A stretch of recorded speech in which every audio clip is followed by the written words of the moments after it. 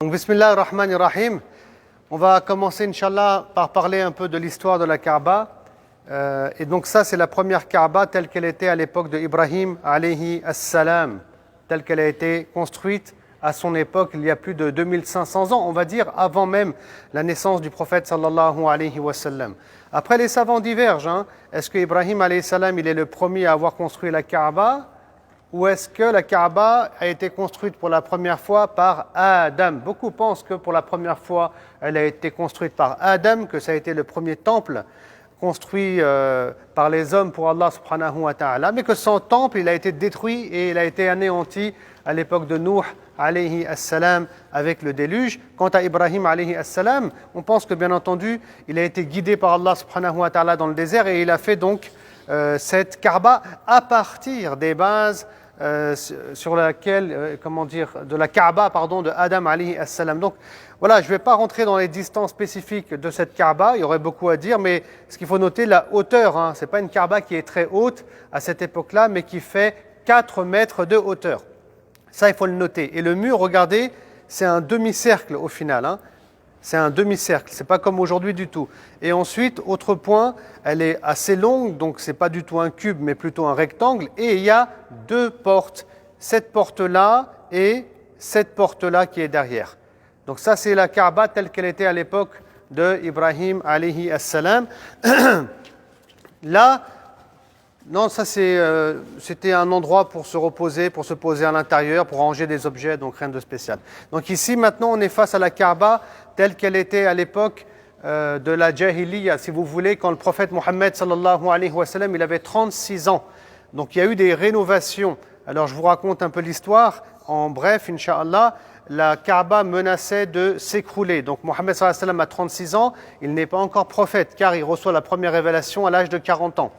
Donc la Kaaba menaçait de s'écrouler et les notables de la Mecque vont vouloir rénover tout simplement la Kaaba, la refaire, et refaire ses murs. Et donc ils vont la reconstruire et à l'époque, ils ont quelques notions par rapport à ce qui est bien et ce qui est mal dans le domaine du commerce, de l'argent. Et donc ils souhaitent faire une Kaaba, mais avec de l'argent propre, comme on pourrait dire même aujourd'hui en France, de l'argent propre. Et donc finalement, ils ne vont pas en avoir assez forcément pour refaire la Kaaba telle qu'elle était à l'époque de Ibrahim alayhi as-salam. Donc ils vont la faire sous cette forme-là. Donc, alors c'est quoi les changements qui ont eu lieu? Je vais vous montrer. Tout d'abord, on a arrêté la Kaaba à ce niveau-là, vous avez vu. Donc c'est maintenant, ça a plutôt la forme d'un cube, même si ce n'est pas tout à fait un cube. Et puis ensuite, pour mettre les limites de la Kaaba telle qu'elle était à l'époque de Ibrahim alayhi as-salam, donc on a rajouté tout simplement ce demi-cercle. C'est pour ça que quand on fait le tawaf, on tourne autour du demi-cercle. Et si on coupe à l'intérieur, alors bien sûr, le tawaf il est nul. Et si vous priez ici, vous avez prié à l'intérieur de la Kaaba. Bon, il n'y a pas forcément de hajar qui est... Comment? Voilà, on dit qu'aussi qu'en dessous de la gouttière, il y aurait donc une dua mustajaba. Et pour l'histoire, un jour, le prophète sallallahu alayhi wa sallam, il a dit à son épouse Aïcha, est-ce que tu veux prier à l'intérieur de la Kaaba? Alors elle a dit oui, bien sûr, ya Rasulullah. Et il a ramené son épouse à cet endroit-là précis. Donc on continue, Inch'Allah. Et ensuite, alors juste, je n'ai pas terminé en réalité. Excusez-moi, je suis allé un peu vite. Donc les changements qu'il y a eu là, donc vous avez bien remarqué, on a rajouté un toit. Et ensuite, on a allongé l'auteur. On a allongé l'auteur et on a condamné la porte qui est derrière. Donc, on a laissé qu'une porte qu'on voit de l'autre côté, donc là où vous vous trouvez en réalité. Voilà les changements qui ont eu lieu. Et un autre dernier, la porte, elle a été rehaussée. Normalement, elle n'est pas collée. Vous avez vu, donc on l'a rehaussée à environ 2 mètres de hauteur, comme c'est aujourd'hui. Ensuite, cette Kaaba, c'est la Kaaba qui a été construite... comment ? Non, ça c'est après ça.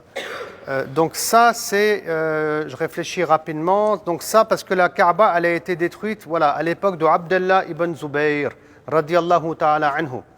Donc je vous explique qu'il y avait un conflit important entre Yazid, le fils de Muawiyah, qui est le deuxième calife des Omeyyades, et puis d'autres compagnons qui n'acceptaient pas bien entendu qu'il soit le calife des musulmans. Car pour eux, il n'avait pas de légitimité, il n'avait pas du tout été pris selon les critères de l'islam. Donc c'était Muawiyah qui l'avait imposé. Et Abdallah ibn Zubayr, il avait fait un micro-califat tout simplement à la Mecque. Donc il va être attaqué par Al-Hajjaj et les hommes de Yazid à la Mecque. Et malheureusement, comment ? Donc malheureusement, ce qui va se passer, c'est que la Kaaba, à cette occasion-là, elle va être anéantie et elle va être détruite, tout simplement. Et donc ensuite va venir, si vous voulez, donc le moment de la reconstruire. Et Abdallah ibn Zubayr, il est toujours présent, il n'est pas mort lors de cet événement. Et donc il va reconstruire la Kaaba. Mais il se souvient d'une parole du prophète sallallahu alayhi wa sallam qu'on retrouve encore chez l'imam al-Bukhari dans son authentique, qui a dit, le prophète sallam, il avait dit à son épouse que si mon peuple, donc les Qurayshites, ne venaient pas de sortir d'une période d'ignorance, de jahiliya, j'aurais certes reconstruit la Kaaba un peu comme elle était à l'époque de Ibrahim alayhi as-salam. Mais le prophète sallam, il ne l'a pas fait pour ne pas choquer les gens. Donc il l'a laissé sous cette forme-là quand il est mort, sallallahu alayhi wa sallam. Quant à Abdallah ibn Zubayr, lui, il va se dire, le prophète sallam, il est mort depuis longtemps, on est musulman depuis longtemps, donc ça va choquer personne. D'ailleurs, même maintenant, elle a été détruite, la Kaaba. Donc il va la reconstruire un peu comme elle était à l'époque de Ibrahim alayhi salam, dans le sens où il va allonger la longueur. C'est pour ça qu'ici, vous remarquerez qu'elle est plus longue que la Kaaba précédente, telle qu'elle était à l'époque du prophète sallallahu alayhi wa sallam. Quant à Hijr, ce qu'on appelle Hijr Ismaïl, donc avec le muret, il est intégré à l'intérieur tout simplement. Donc on garde une forme de cube, mais le Hijr, il est à l'intérieur. Quant aux portes, vous voyez la porte là-bas.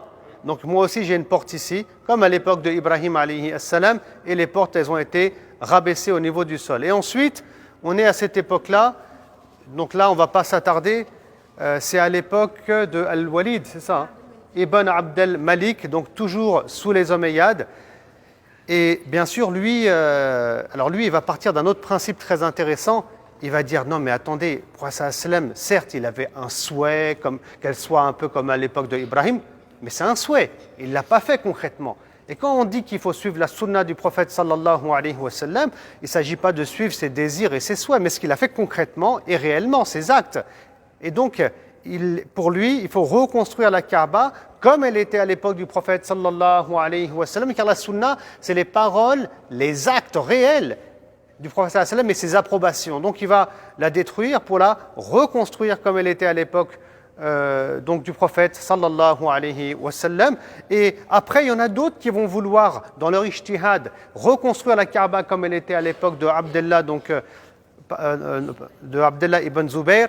Mais les savants, comme l'imam Malik et d'autres, ils vont dire non, on risque de perdre tout respect envers la Kaaba, et donc on va arrêter de jouer avec, on arrête de la toucher, et depuis ce jour-là, elle a cette forme-là. Et ensuite, on a une dernière Kaaba qui représente un peu la Kaaba telle qu'elle a été donc conçue avec ses draps, etc., donc dans une période, on va dire, beaucoup plus récente. Voilà, vous pouvez prendre des photos, bien entendu, Inch'Allah. Barakallahu fikum, et on va passer au panneau suivant.